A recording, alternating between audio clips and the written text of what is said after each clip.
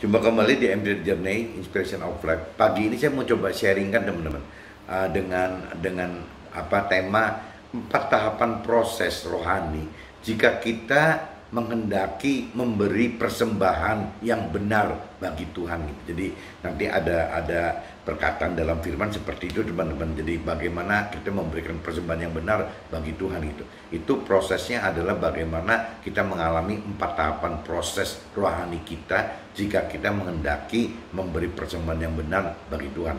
Nah, ini saya coba baca dulu teman-teman dari kitab Lukas, teman-teman. Kitab Lukas pasal 15, coba teman-teman cari kitab Lukas pasal 15 ayatnya teman-teman 1 sampai 7. Ayatnya 1 sampai 7 teman-teman. Ini coba saya baca teman-teman. Perumpamaan tentang domba yang hilang gitu. Jadi judul periklopnya itu teman-teman. Perumpamaan tentang domba yang hilang gitu.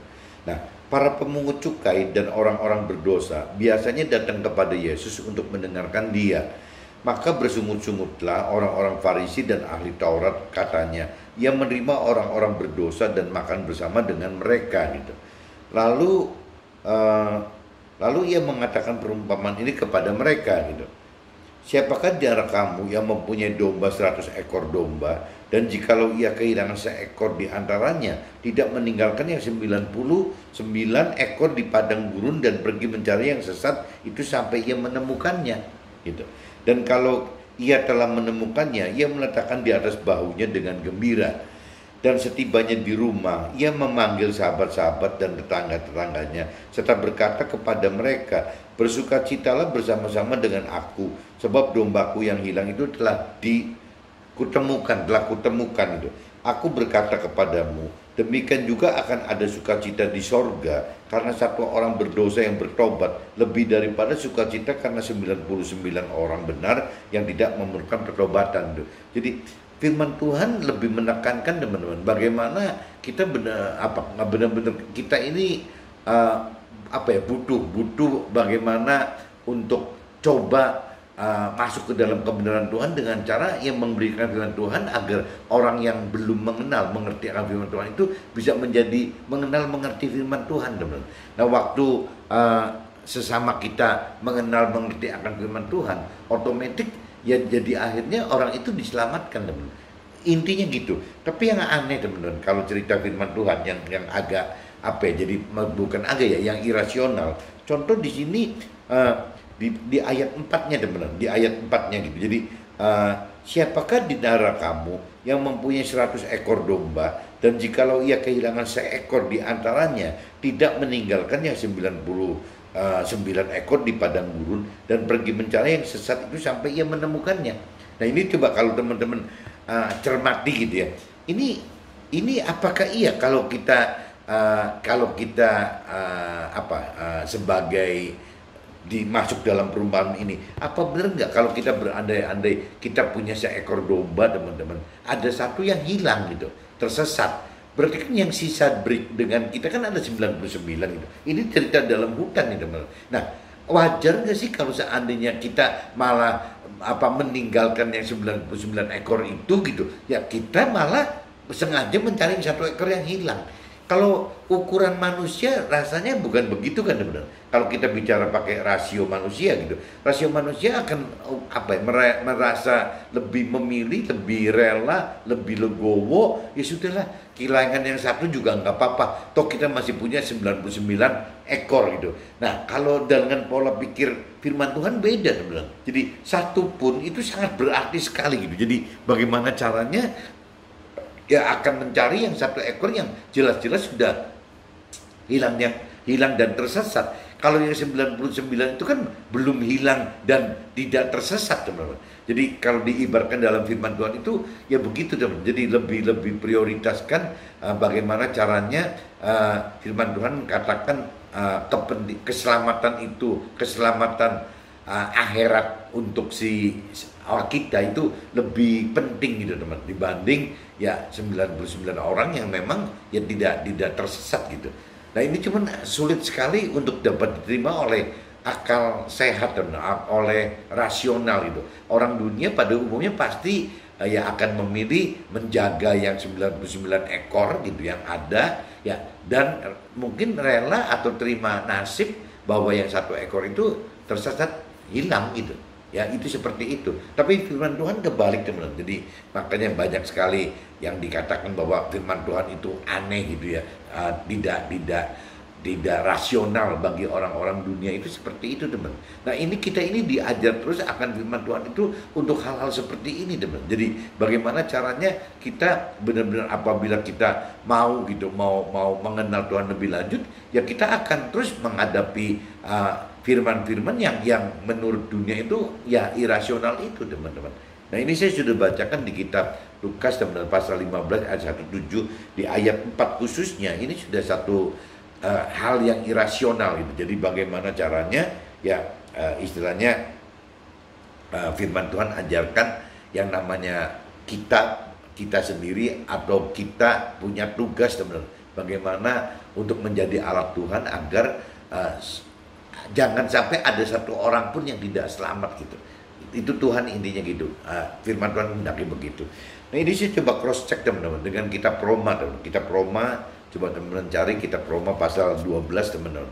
Pasalnya 12 ayatnya 1 sampai 8 teman-teman. Ayatnya 1 sampai 8. Nah ini perikopnya teman-teman. Judulnya udah persembahan yang benar gitu. Judulnya itu persembahan yang benar. Nah itu salah satu yang tadi dikatakan 1 orang pun 1 ekor domba yang hilang pun dicari gitu. Ya itu cerita kebenaran firman Tuhan. Nah sama teman-teman, kalau misalnya ada 1 orang manusia yang bakal tidak masuk ke dalam keselamatan akhir, Tuhan juga ingin kita cari teman-teman. Bagaimana caranya supaya orang tersebut jangan terhilang dari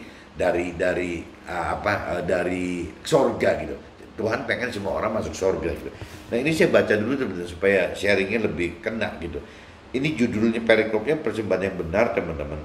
Ini karena itu saudara-saudara, demi kemurahan Allah aku menasihatkan kamu supaya kamu mempersembahkan tubuhmu sebagai persembahan yang hidup, yang kudus dan yang berkenan kepada Allah. Itu adalah ibadahmu yang sejati. Jadi kalau dari sisi firman Tuhan, tubuh kita adalah persembahan untuk Tuhan teman. Itu yang kudus dan yang kudus dan berkenan kepada Tuhan gitu. Firman katakan gitu. Dan itu adalah ibadah kita yang sejati. Itu dari versi firman Tuhan. Jadi bagaimana caranya kita mempersembahkan tubuh kita untuk Tuhan gitu. Janganlah kamu menjadi serupa dengan dunia ini, tetapi berubahlah oleh pembaruan budimu, sehingga kamu dapat membedakan mana yang kehendak Allah, apa yang baik, yang berkenan kepada Allah, dan yang sempurna. Nah, firman Tuhan selalu ajarkan kita seperti ini teman-teman. Jadi bagaimana kita istilahnya hidup itu dengan baik. Hidup baik dengan Tuhan itu adalah berkenan kepada Tuhan dan sempurna seperti Tuhan Allah gitu. Meskipun dalam realitanya kita tidak mungkinlah sebagai manusia bisa sesempurna Tuhan Allah gitu. Nggak mungkin, tapi minimal kita menuju ke sana gitu. Jadi parameternya itu bagaimana caranya kita menuju kesempurnaan Tuhan Allah gitu. Jadi dari kita yang berdosa ini menuju ke sana. Nah ini kan perjalanannya banyak sekali teman. Harus ada proses-proses rohani yang harus kita lalui gitu. Dan nanti coba kita bahas pagi ini khususnya mengenai proses gitu. Proses rohani dengan keterbatasan umur kita di dunia gitu. Ini yang nanti kita coba kupas gitu. Janganlah kamu menjadi serupa dengan dunia ini, tetapi berubahlah oleh pembaruan budimu sehingga kamu dapat membedakan manakah kehendak Allah, apa yang baik, yang berkenan kepada Allah dan yang sempurna. Jadi ingat teman, ini ada tahapan proses untuk menuju sini gitu. Berdasarkan kasih karunia yang dianugerahkan kepadaku, aku berkata kepada setiap orang di antara kamu, janganlah kamu memikirkan hal-hal yang lebih tinggi daripada yang patut kamu pikirkan, tetapi hendaklah kamu berpikir begitu rupa sehingga kamu menguasai diri menurut ukuran iman itu yang dikaruniakan Allah kepada kita masing-masing. Sebab sama seperti pada satu tubuh, kita mempunyai banyak anggota teman-teman. Tetapi tidak semua anggota itu mempunyai tugas yang sama. Jadi kita diibaratkan kalau kita semua manusia kita ini sebagai tubuh gitu, satu tubuh. Nah fungsinya beda-beda teman. Dari sisi rohani beda-beda gitu. Demikian juga kita walaupun banyak adalah satu tubuh di dalam Kristus gitu. Tetapi kita masing-masing adalah anggota yang seorang terhadap yang lain gitu. Demikianlah kita mempunyai karunia yang berlain-lainan menurut kasih karunia yang dianugerah kepada kita. Jika karunia itu adalah bernubuat, baiklah kita melakukannya sesuai dengan iman kita. Eh, jika karunia itu melayani, baiklah kita melayani. Jika karunia untuk mengajar, baiklah kita mengajar gitu. Jadi karunianya, talentanya beda-beda teman-teman. Jika karunia untuk menasihati, baiklah kita menasihati. Siapa yang membagi-bagikan sesuatu, hendaklah yang melakukannya dengan hati yang ikhlas. Siapa yang memberi pimpinan, hendaklah ia melakukannya dengan rajin. Siapa yang menunjukkan kemurahan, hendaklah ia melakukannya dengan sukacita. Nah, ini persembahan yang benar itu yang Tuhan ingin seperti ini, teman. Jadi bagaimana caranya kita menjadi alat Tuhan bagi sesama kita dulu. Kuncinya ada di situ, teman-teman. Nah, ini saya coba masuk ke dalam sharing saya, teman, menggabungkan antara kitab Lukas gitu, yang saya dapat impresi kitab Lukas ini udah lama sekali, teman, dari tahun 2013 gitu saya dapatkan impresi ini. Lukas 15 ayat 1 sampai 7 dan dikaitkan dengan kitab Roma 12 ayat 1 sampai 8. Nah, ini saya coba masuk ke dalam sharingnya, teman-teman.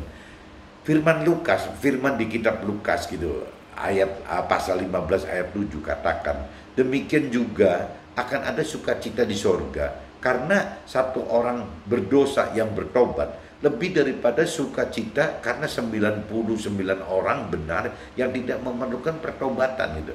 Nah, ini prinsip firman Tuhan itu seperti ini, teman-teman. Jadi kalau memang ada satu orang yang ingin bertobat, ya kita cari, teman-teman. Kita harus benar-benar cari gitu. Harus mencari orang tersebut untuk bisa bertobat, daripada kita ngumpul jumlah orangnya banyak 99 orang tapi tidak memerlukan pertobatan gitu. Ya, berarti tidak mau bertobat itu kan dua macam, teman-teman. Ada yang memang sudah bertobat gitu, atau ada juga yang tidak bertobat, yang memang tidak mau bertobat gitu. Cuman yang jelas yang satu orang itu harus kita cari. Firman Tuhan katakan begitu. Nah, di mana kalau kita bicara cross check lagi ke rasional gitu, ke pola-pola orang dunia, ini tidak terjadi, teman-teman. Orang dunia itu ngapain ngobrol-ngobrol yang satu gitu. Ya kita jagain aja 99. Nah, padahal 99 itu yang konyol kalau sampai 99 orang tidak mau bertobat kan lebih konyol, teman, lebih konyol lagi gitu. Firman Tuhan ingatkan begitu. Jadi satu pun yang namanya jiwa manusia itu bagi Tuhan sangat penting, teman, sangat dipentingkan gitu. Jadi kita mesti punya pengertian seperti itu, teman. Apabila kita bisa memberitakan sebagai alat Tuhan, memberitakan kebenaran firman Tuhan, dan meskipun satu orang gitu yang mendengar dan memang dilakukan oleh orang tersebut gitu, itu satu surga itu semua bergembira, teman-teman. Jadi karena nilai jiwa seseorang itu bagi Tuhan, bagi firman Tuhan itu nggak ada ukurannya gitu ya, besar sekali. Lepas orang tersebut orang fakir miskin atau biasa-biasa aja atau kaya banget, di mata firman Tuhan, di mata Tuhan sama saja, teman-teman. Jadi satu jiwa itu sama aja gitu, sama aja pentingnya, dan tidak bisa dinilai harganya dibanding dengan barang-barang yang ada di dunia gitu. Karena memang manusia itu ya ada, ya kembali lagi ada tubuh, jiwa, dan roh. Yang termahal itu kan rohnya itu gitu. Roh itu kan tidak bisa dinilai dengan rupiah, dengan dunia berapa nilainya gitu. Nah, ini yang kita mesti tahu itu, teman. Jadi firman Tuhan menginginkan sekali, mengendaki sekali kita menjadi alat Tuhan untuk bisa menyelamatkan yaitu satu jiwa juga gitu tuh. Itu berarti sekali. Firman tersebut menyatakan agar kita harus berjuang untuk tidak hanya mengenal serta mengerti dan melakukan firman saja. Ya, oleh karena ini semua hanya untuk pribadi kita saja, kita sebagai konsumen itu. Tetapi kita harus juga mengejar kebenaran dengan memberitakan firman kepada sesama juga gitu, sebagai produsennya gitu. Dimanapun juga kita harus bisa seperti itu. Nah, ini saya agak coba kupas yang lebih dalam, teman-teman. Maksudnya waktu kita mengenal gitu, kita mau mengenal Tuhan, itu kan karakternya masih kita pribadi, teman. Kita pribadi mau gitu, pribadi kita mau mengenal Tuhan gitu, mengenal firman Tuhan gitu. Ya, kalaupun kita mampu mengerti firman Tuhan, perjuangan tetap dari kita sendiri, teman. Kita mampu mengertikan firman Tuhan. Yang tadinya cuma sekedar mengenal gitu, sekarang sudah mampu. Yang tadinya diawali oleh cuma mau mengenal, sekarang sudah mampu mengerti firman Tuhan. Nah, waktu kita mampu mengerti firman, otomatis bisa mengerti itu karena kita sudah mengenal gitu, mengenal dan mengerti bahwa untuk mengerti itu butuh kemampuan gitu yang dari roh Tuhan gitu. Kalau kita tidak mengenal, tidak mengerti firman Tuhan, kita tidak mengerti, teman, bahwa pengertian akan firman Tuhan itu dibutuhkan roh Tuhan, kita nggak mengerti. Tapi karena kita sudah mau mengenal dan belajar terus mengerti, akhirnya kita mampu mengerti bahwa ada roh Tuhan yang harus kita libatkan dalam hal mampu mengerti. Nah, jadi urutannya kan mau mengenal teman-teman dan mampu mengerti. Setelah mau mengenal dan mampu mengerti, kita harus masuk lagi mampu melakukannya, teman-teman. Karena waktu mau mengenal dan mampu mengerti, belum tentu kita mampu melakukannya, teman-teman. Nah, firman Tuhan katakan lagi untuk mampu melakukan, kita butuh menghidupkan roh Tuhan lagi. Ya, soal pengertian dan kemampuan melakukan, dihidupkan lagi gitu. Nah, akhirnya kita mampu melakukan. 3 kategori ini, teman-teman, kalau menurut pengamatan saya, tiga-tiganya kan, ini kan menyangkut dengan pribadi kita, teman-teman. Kita sendiri yang mau mengenal, kita sendiri yang mampu mengerti, dan kita sendiri yang mampu melakukan itu. Ini semua dasarnya dari pribadi kita. Ya, berarti saya anggap firman Tuhan itu masih konsumen gitu. Ya, kita sebagai konsumen firman, mau mengenal firman Tuhan kita sebagai konsumen, kita mau mampu mengerti juga kita masih dalam kategori konsumen, dan kita mau mampu melakukan firman juga kita masih pribadi sebagai konsumen. Maksudnya gitu, teman-teman. Nah, Tuhan menghendaki bukan berhenti di situ, teman-teman. Tuhan itu menghendaki bagaimana kita menjadi alat Tuhan untuk menjadi produsen firman gitu.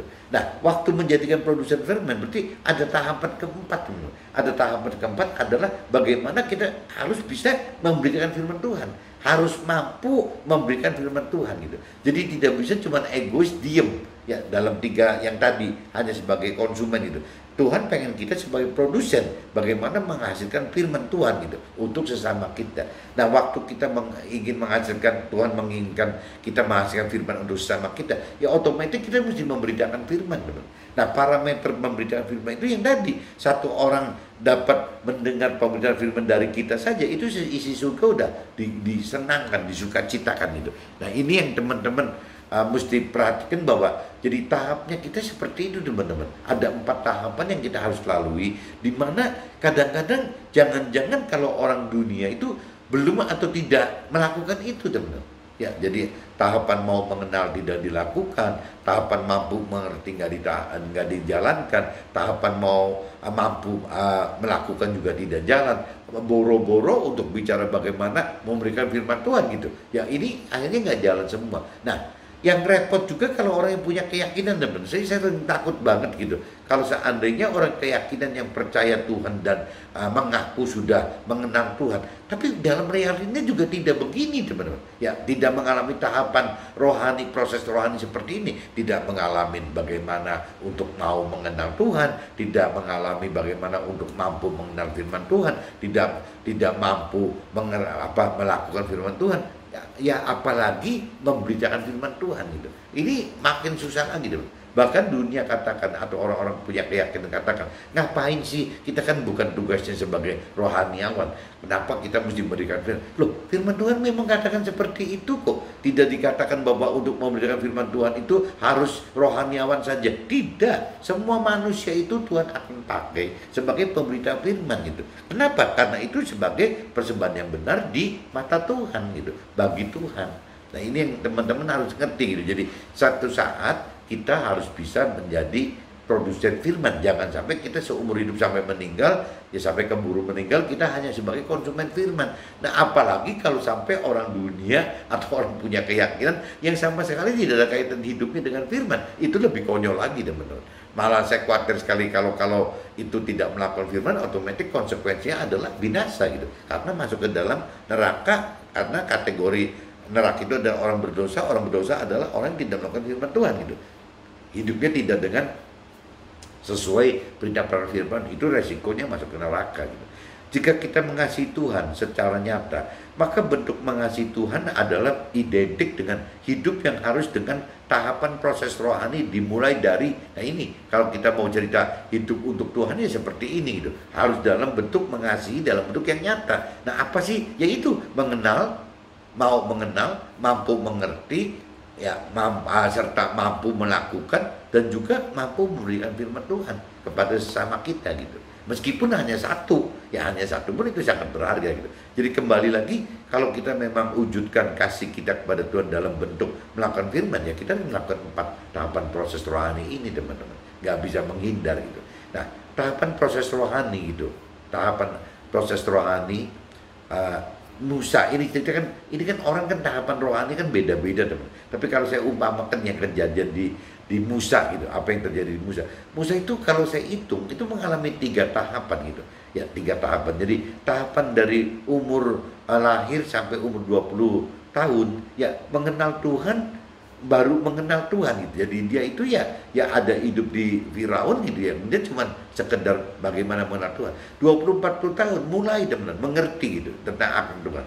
Tapi setelah 40-80 tahun benar-benar Musa ini berani loh melakukan firman Tuhan dengan meninggalkan istananya gitu. Ya, bagaimana dia bertransformasi dari seorang pangeran di istana Firaun gitu. Ya, keluar dari situ, meskipun tidak bisa dipungkiri teman, Musa itu meninggalkan istana itu karena Tuhan bikin hal kekhawatiran di hati Musa untuk menyelamatkan Musa gitu. Jadi hal kekhawatiran itu ada positifnya. Timbul permasalahan itu yang hal kekhawatiran karena permasalahan itu ya bisa ada hal positifnya. Permasalahan juga bisa jadi hal positif. Timbul hal kekhawatiran. Kekhawatiran itu menyebabkan hal positif juga, sehingga Musa bertransformasi dari istana masuk ke dalam padang rumput. Nah, waktu dia umur 40-80 di padang rumput, ya dia menjadi berkeluarga dan menjadi gembala domba gitu di padang rumputnya sebagai mantunya Bapak Yetro itu, sebagai mertuanya gitu. Nah, tapi setelah 80 tahun teman, setelah umur 80 tahun, justru Musa ini dipakai Tuhan untuk memberitakan firman Tuhan gitu.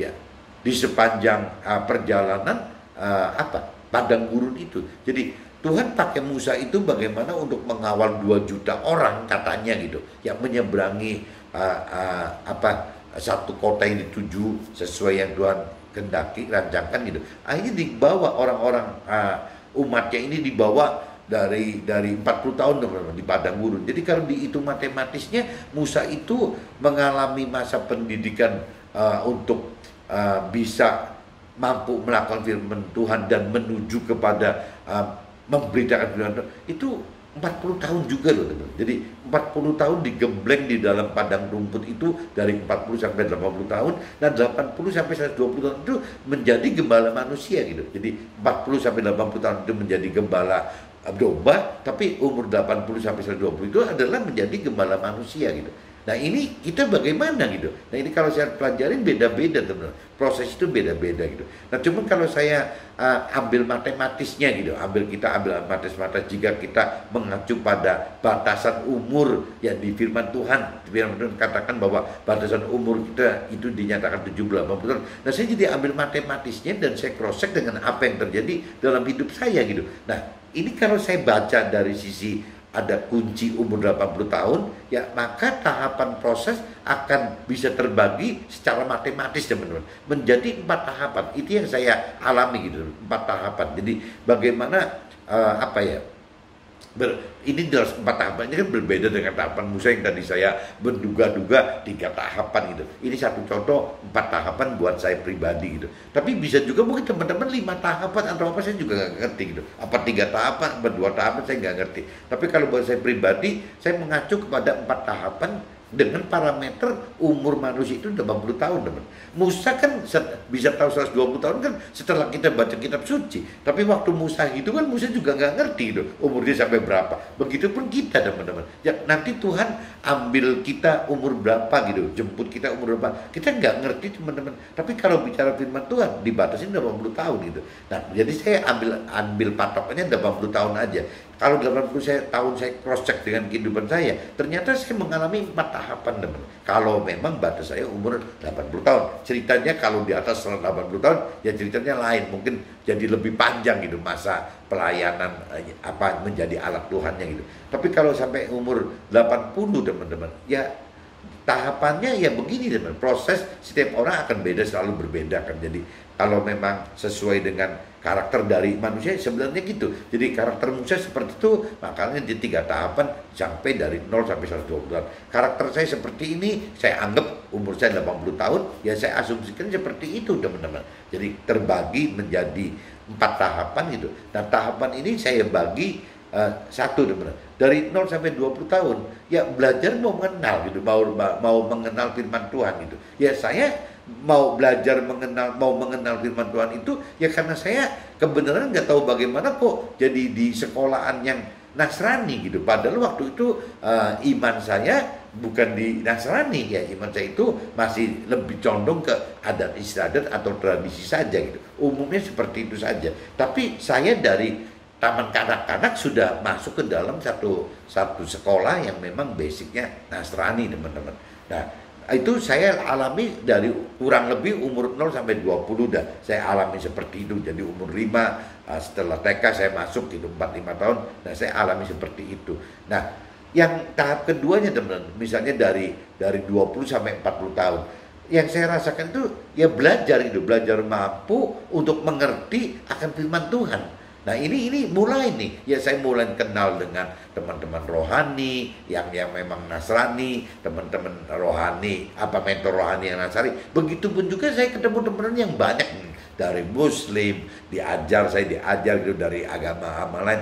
Ya ini belajar gitu, belajar untuk mampu mengerti firman Tuhan, apa sih pengennya gitu. Nah setelah umur 40-60 teman-teman, 40-60 tahun, berarti ini 1 tahun tahun kemarin gitu ya. Ya saya masuk ke dalam bagaimana 46 itu benar-benar belajar untuk mampu melakukan firman Tuhan, teman. Ternyata tidak mudah loh, melakukan firman Tuhan itu nggak mudah gitu. Banyak sekali hal-hal yang bertentangan dengan rasional gitu orang-orang dunia yang saya harus melakukan itu gitu. Sedangkan saya waktu umur 20-40 tahun itu benar-benar dunia murni tanpa dasar apa-apa. Saya tidak terima Tuhan, saya juga tidak punya pegangan kitab suci gitu ya, saya juga nggak punya firman Tuhan, jadi murni-murni kita fight seperti orang dunia aja gitu. Dan setelah 40-60 saya belajar benar-benar, saya mulai bisa terima Tuhan dan mulai baca firman Tuhan teman-teman. Nah, saya mulai melakukan firman Tuhan ya sampai sekarang ini ya. Nah sekarang saya masuk periode yang keempat gitu teman. Bagaimana belajar mampu memberitakan firman Tuhan. Dari 60-80 tahun ini saya mesti belajar memberitakan firman Tuhan. Meskipun dalam hati teman-teman, tahapan proses ini adalah persembahan yang benar. Kalau dari sisi firman katakan begitu gitu, bahwa saya memberikan firman Tuhan adalah persembahan yang benar bagi Tuhan, yang dipakai judul perikrop ini yang di kitab Roma. Kalau teman-teman baca kitab Roma yang tadi, kitab Roma pasal 12 ayat 1 sampai 8, judul perikropnya itu yaitu teman-teman ya, bagaimana menjadi persembahan yang benar dari sisi firman Tuhan bagi kita gitu manusia ya, memberitakan firman Tuhan. Nah waktu modern Tuhan otomatis kan saya kan bukan mentor rohani gitu, pasti kan ada rasa was-was, saya benar enggak ya membicarakan firman Tuhan. Nah kemarin saya ngobrol sharing dengan Pak Joshua gitu melalui WA, saya utarakan bahwa Pak Joshua kan udah sepuh dan memang mentor rohani asli gitu. Dan kebenaran Pak Joshua juga sama-sama pengusaha juga teman-teman, bukan mentor rohani yang khusus gitu. Dia itu mentor rohani saya sebagai pengusaha juga gitu. Jadi seniornya saya lah. Nah, saya coba utarakan, Pak, saya kalau dengan cara membuat vlog seperti ini, sharing-sharing sebegini, apakah benar atau salah? Saya khawatir sekali apa yang saya sharingkan itu menyesatkan orang gitu. Saya khawatir sekali. Jadi bukan maksudnya memberitakan firman Tuhan malah jadi menyesatkan orang, kan jadi kacau.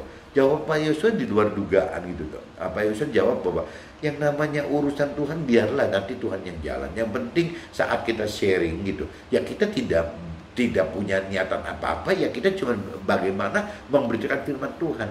Dan Pak Yosua ingatkan waktu kita memberikan firman Tuhan gitu dengan tulus, otomatis ada roh Tuhan di dalam kita, ada roh kudus dalam kita yang akan mengendalikan kita gitu. Jadi pertanggung jawabnya ya sudah bukan di kita lagi, pertanggung jawabnya adalah kita menjadi alat Tuhan yang cuma ya dipakai untuk ngomong aja teman-teman, untuk tampil, untuk ngomong, dan selebihnya itu ya memang ya Tuhan gitu yang berbuat, roh Tuhan, roh kudus yang menggunakan kita sebagai alatnya gitu.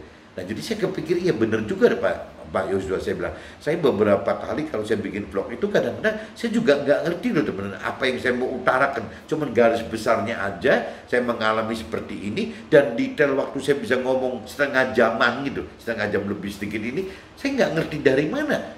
Teman-teman perhatikan, saya ngomong segini cepat gitu ya, saya bagaimana bisa mengira-ngira saya mau ngomong apa, saya nggak bisa ngomong apa-apa. Dan yang konyol teman-teman, setiap saya membuat sharing di vlog seperti ini gitu, teman-teman mendengar nggak mendengar saya tidak terlalu peduli gitu. Yang jelas ini tugas saya memberikan firman Tuhan. Ya adapun nanti yang mendengar sharing saya itu mau 1 orang, mau 10, 100, 1000, saya juga nggak peduli teman.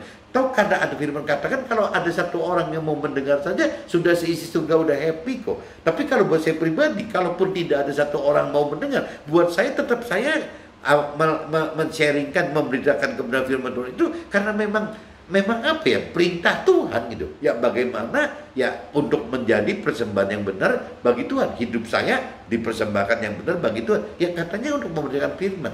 Jadi akhirnya ya saya memberanikan diri untuk membuat begini meskipun was-was teman-teman. Was-was gitu, was-was takut salah, ya takut diketawain orang, takut dimarahin keluarga, takut dibenci sama community, ya banyak sekali teman, banyak sekali itu. Tapi kembali lagi ya, saya dengan niat tulus bahwa ya saya coba belajar taat gitu, takut akan Tuhan. Ya Tuhan katakan bahwa tubuh kita adalah persembahan yang benar gitu untuk bisa dipakai sebagai alat Tuhan. Ya saya coba lakukan ini Tuhan. Jadi prinsip saya sekarang dengan adanya Pak Yosua kemarin katakan seperti itu, ya agak lega gitu. Maksud lega itu iya ya, saya tuh nggak punya niat apa-apa. Saya tidak punya niat untuk buat sharing ini adalah untuk dengan tujuan apa gitu, misalnya kayak untuk tujuan mendapatkan hal-hal duniawi, sama sekali tidak. Jadi saya cuma tergerak aja bagaimana caranya saya ingin mampu gitu melakukan yang termaksimal bagi Tuhan gitu. Dan ternyata yaitu persembahan yang benar itu adalah harus ada 4 tahapan. Dan bagi saya ya bagaimana mau mengenal firman Tuhan, bagaimana mampu mengertikan firman Tuhan, bagaimana mampu melakukan firman Tuhan, yang terakhir bagaimana mampu untuk memberitakan firman Tuhan. Nah yang poin 4 ini justru yang tadi saya katakan, jadi kita sebagai alat Tuhan menjadi produsen firman Tuhan bagi sesama kita gitu. Tapi kalau kita bicara 3 tahapan sebelumnya, mau mengenal, mampu mengerti, mampu melakukan, itu kan sifatnya masih konsumen kita sendiri gitu. Kita yang butuh itu dan kita lakukan itu. Mudah-mudahan teman-teman bisa tangkap maksud saya. Jadi yang saya maksud dengan 4 tahapan proses rohani jika kita hendaki memberi persembahan yang benar bagi Tuhan itu, yang saya alami seperti ini teman-teman. Tapi tidak dipungkiri kalau saya cerita tadi sharing urusan Nabi Musa ya agak beda teman-teman. Dan saya juga nggak ngerti apakah ke teman-teman juga tahapannya beda lagi. Tapi saya kebenaran kok apa saya konversikan memang secara matematis gitu, bahwa ada firman Tuhan katakan umur 80. Nah saya coba cross check dengan apa yang saya alami dalam hidup saya, ya memang saya ngalami seperti ini teman. Nah tinggal pertanyaannya kan, apakah saya benar dikasih umur sampai 80? Nah ini tanda tanya teman. Bisa di bawah 80, bisa di atas 80. Ya saya kembalikan ke Tuhan lagi. Kalau memang Tuhan masih mau menggunakan saya sebagai alat Tuhan, ya mungkin Tuhan akan perpanjang. Tapi kalau Tuhan mungkin sudah anggap cukup, ya mungkin Tuhan sudah cukupi, nggak perlu nunggu umur 80. Oke teman-teman, see you, bye-bye.